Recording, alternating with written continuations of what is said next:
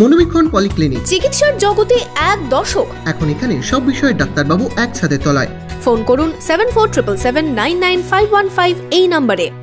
মুর্শিদাবাদের রানীতলার চাঁদপুর গ্রামের 3 মৃত পরিযায়ী শ্রমিকের বাড়িতে সিপিএম এর রাজ্য সম্পাদক মোহাম্মদ সেলিম।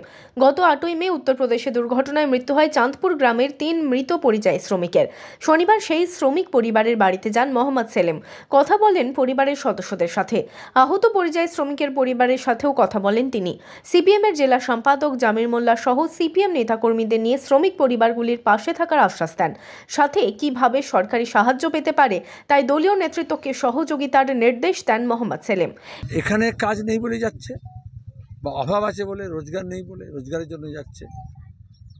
দুই হচ্ছে প্রতিদিনই প্রায় তো হয় কোথাও না কোথাও, আর মুর্শিদাবাদে প্রত্যেক মাসেই হচ্ছে কোনো না কোনো দুর্ঘটনা, এবং তারপরে মানুষের জীবনহানি হচ্ছে।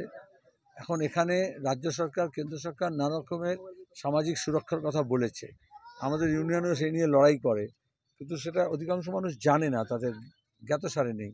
তো সেটাকে জানাতে হয়। আর ইউনিয়নকে আমি বলেছি তারা এই যে লেবার ওয়েলফেয়ার বোর্ড আছে সেখান থেকে টাকা আদায় করবে, কারণ একটা শেষ সব রকম যত কালভার্ট, রাস্তা, বিল্ডিং তৈরি হয়, নির্মাণ কাজের জন্য পার্লামেন্টে আইন করে একটা শেষ আদায় হয়।